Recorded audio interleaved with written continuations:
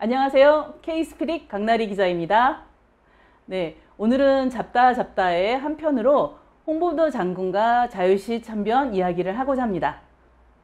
네, 오늘 이야기를 정리해보면 첫 번째, 자유시 참변 그날의 증언, 이우석 수기를 통해서 한번 이야기하고자 합니다. 두 번째는 홍범도 장군과 독립군들 왜 자유시로 갔나? 세 번째는 레닌의 공산당과 스탈린의 공산당에 대한 얘기를 하고자 합니다. 마지막으로 이우석 수기에 관련돼서 굉장히 특별한 인연을 한번 소개해 드리고자 합니다. 첫 번째가 자유시 참변 그날의 증언.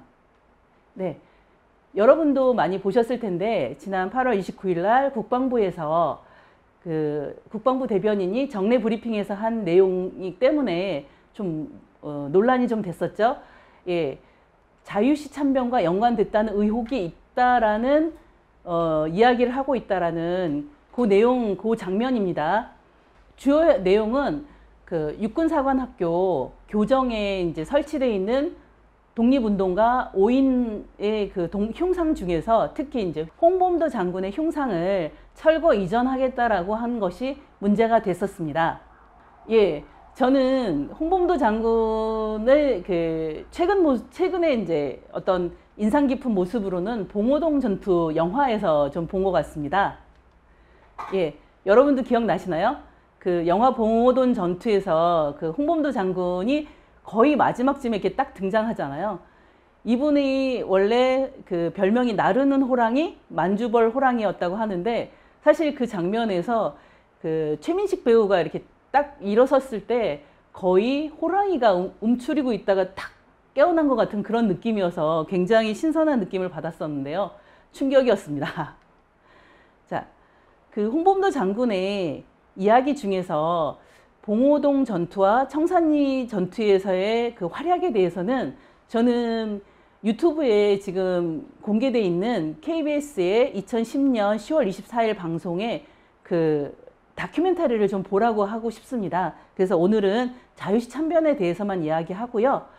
이 다큐멘터리는 전문가 패널뿐만 아니라 최수종 배우 등 이렇게 나와가지고 영상이랑 소개를 굉장히 잘했기 때문에 저는 이것을 추천하고자 합니다. 네, 다큐멘터리에서 제가 얘기하는 수기의 주인공인 이우석 소대장에 대한 내용이 잠깐 나왔습니다. 예, 이분입니다. 네, 이분은 1980년에 대통령 훈장을 받았고요. 1990년에 국민훈장 애족장으로 추서된 분이십니다. 청산리 전투에 참전을 했었고요. 마지막까지 우리나라에서 마지막 생존자로 남으셨고 이분이 수기를 남긴 겁니다. 보이시나요? 자유시로 가다. 1921년 2월 추운 겨울이죠. 네, 이분의 수기 내용 중에 한 장입니다. 그러니까 이런 원고에다가 계속 이렇게 쓰신 거예요. 네. 홍범도와 자유시 참변 생생한 증언이 있다. 이게 제가 기사를 쓴 내용 중에 하나인데요. 이 책 표지가 바로 이우석 선생의 수기를 독립기념관 한국독립운동연구소에서 정리하고 교차 검증해가지고 책으로 낸 양장본입니다. 주요 내용 중에는 이런 내용이 있습니다. 자유시 사변의 원인. 네, 파란색 줄을 쳤는데 한번 보시겠어요? 홍범도 씨를 총사령관으로 이청천 씨를 부사령관으로 선출하여 뭐 이런 내용입니다. 그래서 그때 당시 살았기 때문에 예, 한자를 좀 많이 쓰셨습니다. 그 내용 중에 하나 소개해 드리겠습니다. 청산리 전쟁 이후 만주에는 접촉할 곳이 없다. 외적들은 만주를 자유로 출몰하는 판인지라 동포들을 무분별 학살, 방화, 온갖 만행을 저지르는 판이더라. 어찌할 수 없이 러시아 땅으로 들어온 것이다 라는 표현을 썼습니다. 동령현에 집결하여 독립군 총사령부를 설정하고 홍범도 씨를 총사령관으로 이청천 씨를 부사령관으로 선출했다. 이렇게 했는데 이 이청천 씨가 바로 지청천 장군입니다. 독립운동 하실 때는 이청천이라는 이름을 쓰셨고요. 해방 이후에 본인의 성을 다시 찾아서 지청천이란 이름으로 지금 우리에게 알려져 있습니다. 그때 이분들이 이제 주로 거주하셨던 그 청산리 전투 이후에 이분들이 연해주 쪽으로 가시는데요.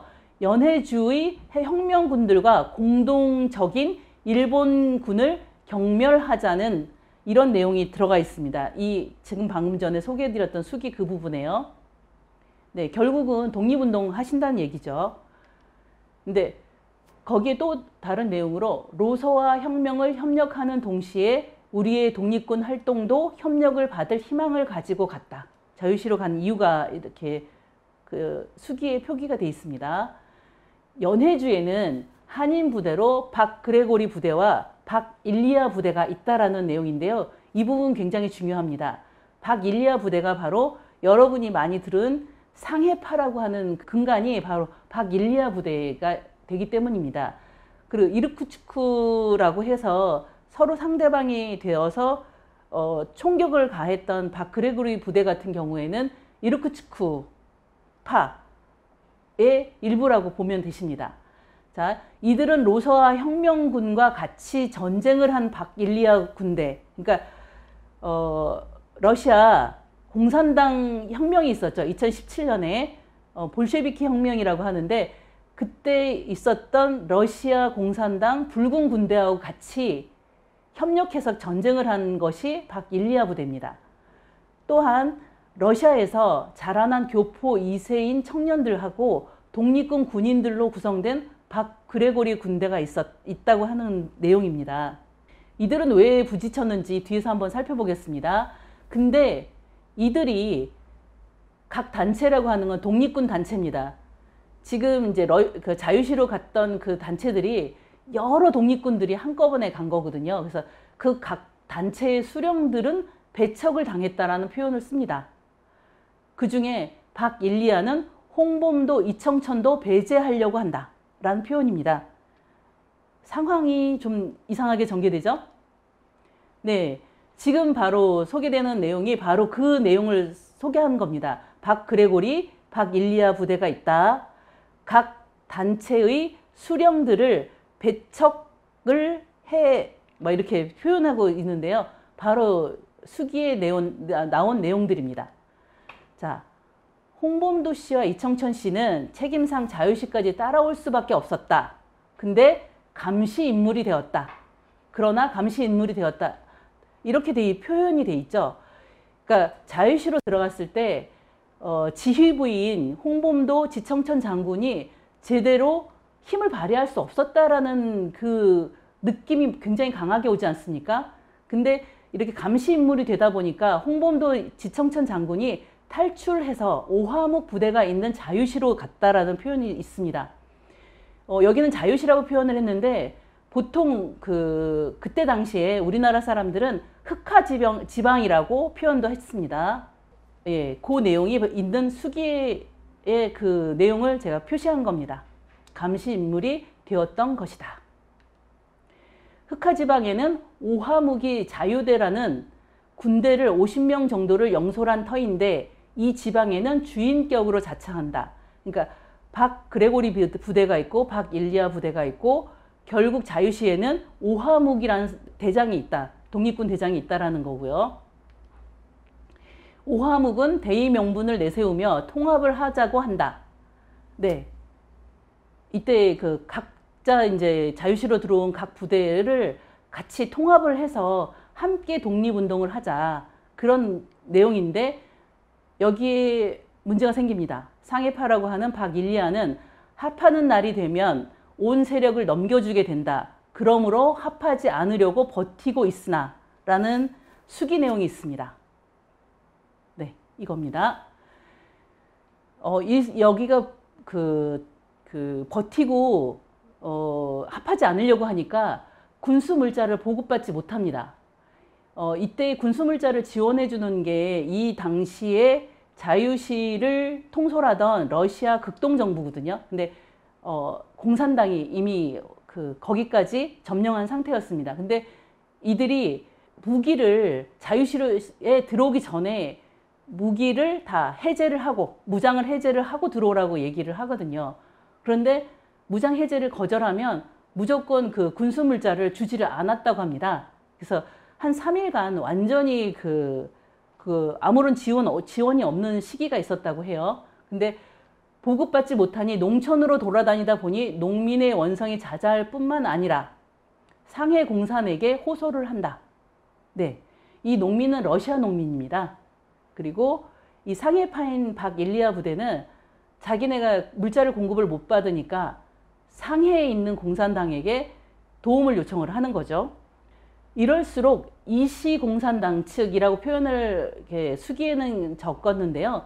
요거는 자유시 지역을 관할하는 러시아 극동정부의 공산당 붉은 군대를 얘기하는 겁니다. 요 러시아 그러니까 극동정부가 압력을 가하기 위하여 정부군을, 여기 붉은 군대입니다, 통하여 합하자고 하였으나 박일리아 부대가 불응함으로 강제 해산을 한 것이다. 이 자유시 참변은 바로 이 강제 해산을 하는 과정에서 주로는 이제 러시아 붉은 군대가 박일리아 부대를 공격을 한 거고요. 그 중에 일부로 이르크츠크파가 합류를 한 내용이라는 겁니다. 이분의 그 생생한 증언을 보면 새벽에 총성이 요란하다. 이분이 그 중간에 한번 원래 이우석 선생 같은 경우는 북로군정서인데 사실 북로군정서 같은 경우에는 자유시로 안 들어가고 다시 중국으로 돌아갔거든요. 김자진 장군을 따라서. 근데 이분은 이제 낙오병이었기 때문에 이렇게 헤매다가 박그레고리 부대에 합류돼 있었습니다. 그러다가 나중에 이제 아무래도 여기는 아니다 싶어서 도망을 가려고 하다가 이제 감방에 갇혔는데, 근데 갑자기 그날 새벽에 열고 나가라고 하는 겁니다. 나왔는데 총성이 요란했다 그랬잖아요. 그러니까 지하실을 발견하고 들어갔습니다, 이분이. 그러니까 조금 있으니 총성이 끊어지고 손들라는 소리와 함께 나오라 한다. 자버한 포로는 200명이다. 그 사이에 그 자유시 참변이 일어난 겁니다. 그래서 3일씩 굶긴다고 한다라고 표현을 했는데, 그러니까 그 현장에 있었던 거죠, 이분은. 그러면 한 번 더 확인해 보겠습니다. 이 사진은 이제 카자흐스탄에 있는 고려극장 내에 홍범도 기념관에 있는 홍범도 장군의 사진입니다. 홍범도 장군이 마지막에 계셨던 곳이죠. 네, 이쪽을 다녀온 탐방기를 쓴 학생의 전진 학생을 통해서 제가 사진을 받은 내용이고요. 그러면 자유시 참변 때 홍범도 장군은 무엇을 했을까? 예, 이 참변 소식을 들은 홍범도는 장교들과 솔밭에서 땅을 치며 통곡했다고 한다.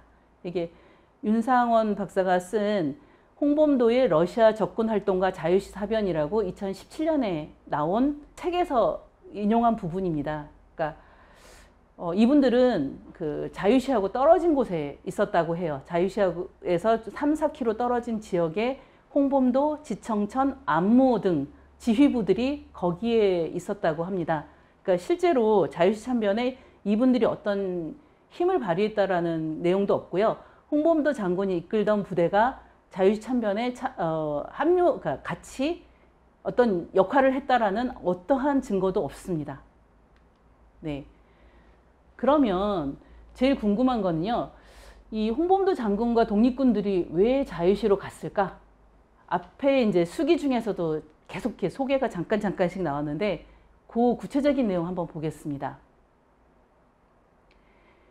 언제 얘기냐면, 그 청산리 전투 끝나고 나서 간도 독립군들이 연해주를 떠나 흑하지방, 바로 자유시입니다. 흑하지방으로 들어온다고 한다라는 소식을 들은 겁니다. 이 이우석 선생이.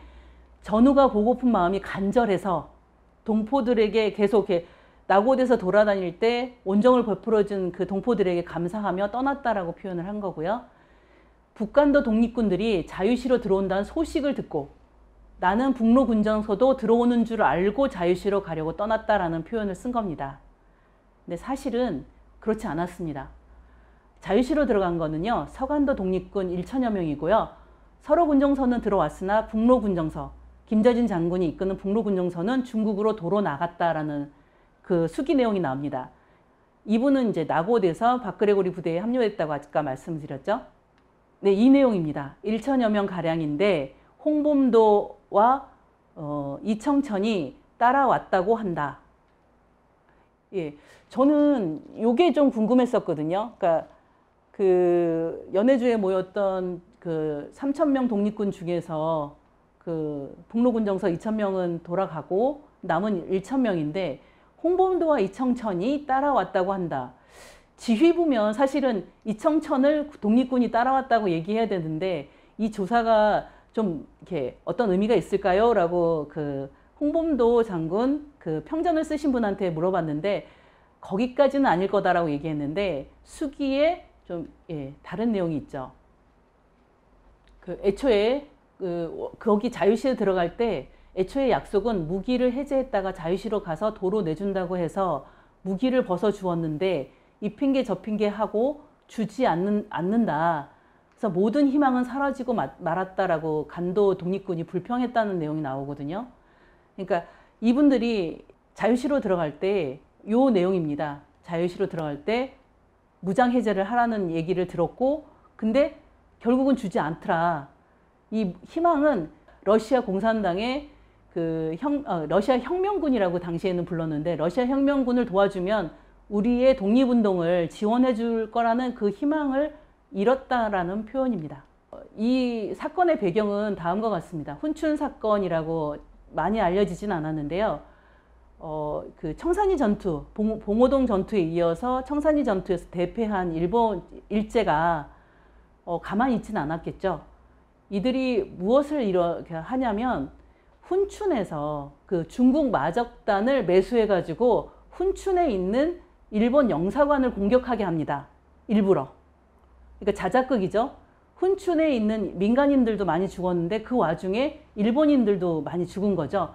그걸 핑계 삼아서 일본이 18,000에서 2만 명의 군대를 이쪽 간도로 보낸 겁니다. 예, 요거 간도 대학살, 간도 사변 또는 그 경신참변이라고 하는 것들을 독립운동에 대해서 약간이라도 관심 있는 분은 좀 보셨을 겁니다. 이 들판에 사람들의 시체거든요. 네, 이게 남녀노소가 없습니다. 여러분 영화 암살에서 한번 보신 적이 있을 텐데요. 거기서 이제 이 여주인공하고 결혼하겠다고 하는 일본군 장교가에 대해서 하정우 배우가 이렇게 물어보지 않습니까? 만주에서 얼마나 죽였냐 사람을 그랬더니 이 셋이라고 이렇게 표현을 하니까 3명 이렇게 했는데 나중에 결혼식 준비하는 과정에서 줄을 안 서고 이렇게 갔다고 해서 꽃 들고 가는 여학생을 바로 총살시키지 않습니까? 바로 살인을 한 거죠. 그래서 그걸 물어보니까 이 3이 3명이 아니고 300명이다 라는 표현이 있습니다. 경신참변대 보면요. 뭐 임산부를 배를 갈라서 태아가 나오게 했다든지 아니면 그 마을 이장을 죽여서 속에 삶아고 그걸 한국자식 다 먹게 만들었다든지 그 잔인한 장면들이 바로 이 경신참변의 만획입니다. 이우석 수기에도 그 내용이 나옵니다. 중국인 산막이 있어서 들어갔더니 중국인은 깜짝 놀라며 어서 가라고 한다. 방금 외병이 와서 독립군을 보았느냐고 묻기에 못 보았다고 하였다 한다. 중국인인데도요. 근데 하룻밤을 자고자 허락을 얻어 잤는데 그 주인이 뭐라고 하냐면 자기가 친히 보았는데 일병이 독립군 청년을 잡아 철사로 손을 꿰어가지고 가는 것을 보았다라고 얘기하는 겁니다. 그러니까 어느 정도로 잔인했는지는 이 이우석 선생도 경험을 한 거죠. 근데 또 하나 이게 독립군은 그러면 무엇을 믿고 러시아 자유시로 들어갔나 하는 점입니다.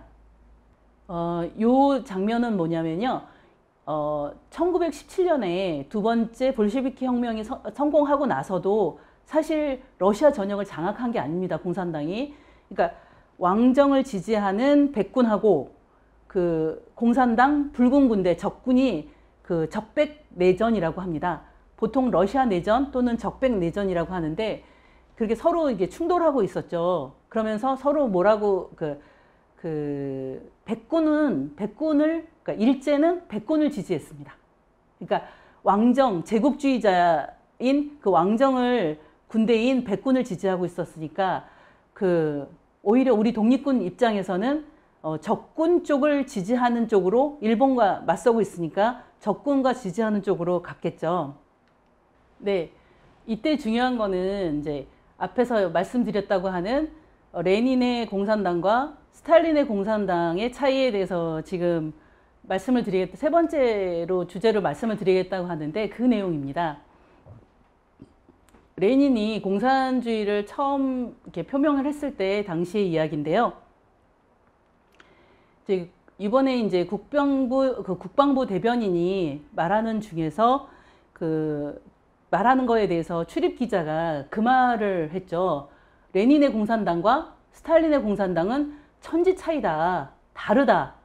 그걸 왜 모르냐 이런 뉘앙스로 얘기를 했는데 근데 그게 되게 재밌는 게 세월호 사건 때 처음으로 기자들한테 기레기라는 말을 썼는데 그 이후로 기자가 칭찬받아본 일이 별로 없었대요. 근데 그 국방부 대변인에 대해서 출입 기자가 질문하면서 이렇게 설명해 주는 거를 보면서 처음으로 전 국민의 지지를 받았다. 뭐 이런 표현을 썼는데요.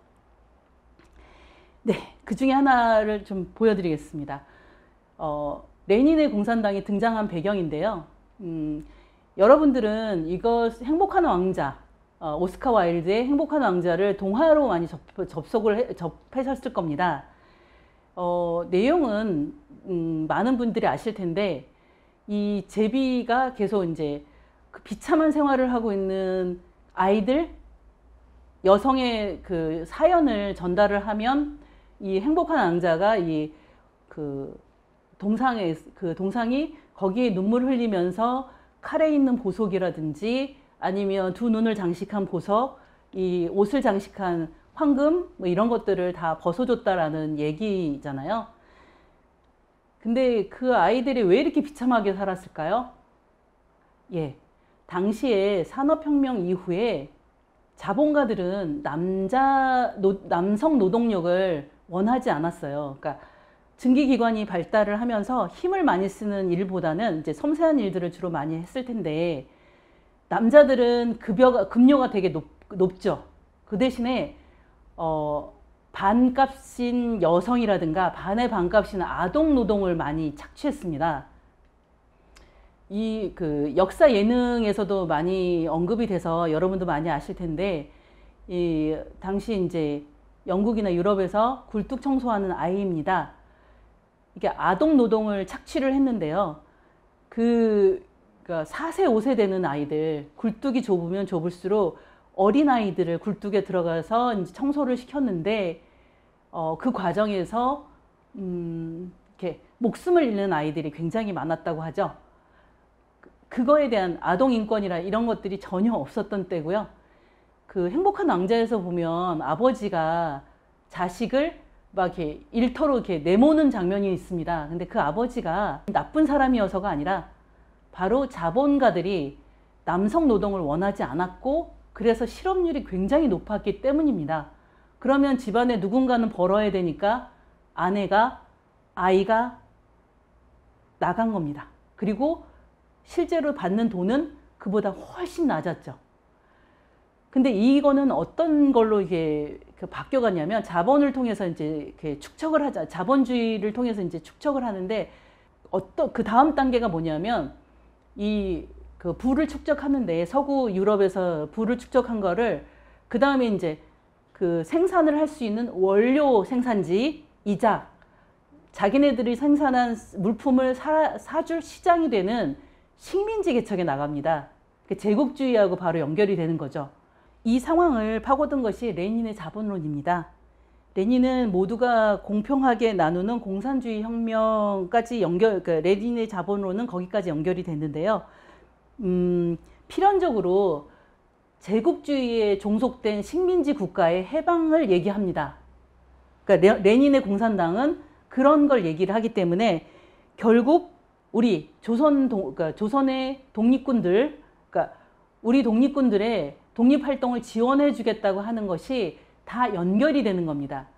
서구 제국주의를 무너뜨리기 위해서는 공산혁명이 계속 확산되고 지역이 확산되기 위해서는 이 식민지로 있는 나라들의 독립을 돕겠다라는 표현을 했기 때문에 그렇게 된 거고요. 그러면 홍범도 장군과 이 러시아 혁명군과 어떤 관계가 있었느냐라고 얘기했을 때, 제가 이번 유튜브 촬영 직전에 홍범도 평전을 쓰신 장세윤 박사님과 전화 인터뷰할 기회가 있었습니다. 그래서 그 인터뷰 때 한번 질문을 했어요. 그러면 자유시 참변, 자유시로 들어간 독립군들은 뭘 믿고 거기를 들어갔을까요? 라고 물어봤을 때, 일본군의 압력을 피하기 위한 것도 있었지만 상해 임시정부와 긴밀한 소통이 있었다라는 얘기를 하셨습니다. 근데 그 내용은 뭐냐면, 홍범도 장군의 지휘하에 박형철이라는 분이 계셨는데, 그분이 상해 임시정부의 이동희 선생과 매우 국무총리였던 이동희 선생과 굉장히 긴밀한 관계였다고 합니다. 그러니까 이동희 선생 같은 경우에는 사회주의 계열이었고요. 그러니까 아까 말씀드린 레닌의 공산당의 이상적인 이상주의에 대해서 동조를 하고 계셨던 거죠. 그러다 보니까 러시아 쪽에서 우리 조선의 독립을 돕겠다, 독립군의 활동을 지원해 주겠다라는 그런 약속을 계속 하는 겁니다. 그때 적벽 내전이라고 얘기했죠. 러시아 내전 과정에서 당신들이 러시아 공산당 붉은 군대를 도와줘서 이 왕정을 대표하는 백군을 몰아내는데 도움을 준다면 독립군의 활동을 지원해 주겠다고 약속을 한 겁니다. 그렇기 때문에 들어갔다는 거죠. 사실 저는 어떤 공산주의라든가 이런 사상에 대해서 전문가는 아니지만, 사실 제 입장으로 본다면 역사적으로 봤을 때 공산주의는 사실 실패한 거라고 볼 수 있지 않습니까? 이 사람들이 노력한 만큼 보상을 원하는 인간의 기본적인 욕구를 무시하고 그냥 똑같이 나눠 가진다라는 건데, 그러면 사람들이 결국은 모두 다 열심히 하지 않는 체제로 가잖아요. 그래서 사실 그 부분 때문에 경제 체제로는 공산주의가 실패했다고 보고 있고요. 그 다음에 오히려 빈부격차를 없애겠다고 하는데, 국민들은 가난하고 공산당 간부들이 부를 쌓는 되게 이상한 방향으로 갔잖아요. 그래서 그 부분도 사실은 실패라고 보고 있습니다. 두 번째는 폭력성이죠. 이 혁명을 이루어가는 과정에서 폭력을 쓸 수밖에 없다라는 방향으로 나아갔습니다. 여러분도 알겠지만 러시아나 중국, 캄보디아, 베트남 공산화 과정에서 자국민에 대한 철저한 학살이 있었잖아요. 예, 이것이 바로 공산당을 두려워하게 했고요. 우리도 6.25 한국 전쟁을 겪으면서 그 폭력성을 직접 겪은 분들이 우리의 부모 세대이지 않습니까? 그리고 우리는 7, 80년대에 방공 교육을 받고 자랐고요. 그렇기 때문에 여기서 보통의 대한민국 국민이라면 글쎄요, 공산주의를 옹호하는 사람이 있을까 싶습니다. 그래서 그 부분은 공산주의에 대해서는 제 생각을 좀 말씀을 드렸고요.